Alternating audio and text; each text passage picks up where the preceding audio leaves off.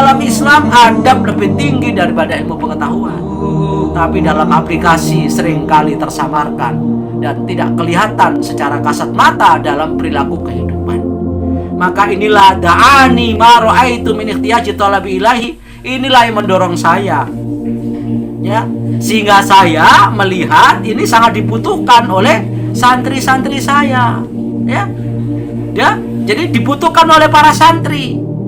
Ra'aitu min ikhtiyaji talabati ilahi wa usri tikrari tauqifihim alaihi. Dan sangat sulitnya mengingatkan kembali santri, ayo begini, ayo begitu, jangan begini, jangan begitu. Terlalu lama, terlalu capek kalau mengingatkan sekali-sekali terus diingatkan. Maka beliau katakan sudah dibikin buku saja, dibikin tulisan saja biar dipelajari oleh santri semuanya, sehingga kiainya tidak perlu mengingatkan kalau ada yang perilakunya begini dan begitu. Cukup dipanggil, mereka dikumpulin, lalu diajari kitab Adabul Alim wal Muta'allim. Jadi karena melihat kondisi di tengah masyarakat seperti itu, terutama para santrinya, yang kebutuhan mereka terhadap adab, walaupun ini kesulitan kalau diajarkan berkali-kali, belum tentu ini bisa memberi dampak positif. Maka beliau kemudian membuat dan menyusun kitab ini, ya, walaupun ini adalah merupakan bagian peringatan, kata beliau, hadhihi risalah tadhkiratul nafsi. Masya Allah, sangat tawadhu sekali Kiai Hasyim Asy'ari, ya. Tadhkiratul nafsi, ini buku peringatan buat saya biar saya tata krama menjadi seorang alim, menjadi guru, menjadi ustadz, menjadi kiai. Jadi beliau nulis untuk dirinya sendiri, ya, dan beliau juga mengingatkan kembali kepada yang lain, walil qasirina min abna'i jinsi, dan ini juga bagi mereka yang lalai, ya, bagi mereka yang seringkali sembrono, kata orang, untuk memberikan, ya, dampak positif kepada masyarakat dengan perilaku yang penuh etika dari kalangan min abna'i jinsi, dari, ya, orang-orang yang ada di negeri. Abna'i jinsi maksudnya anak bangsa, warga negara Indonesia, ya. Nah, maka sesama muslim atau non muslim.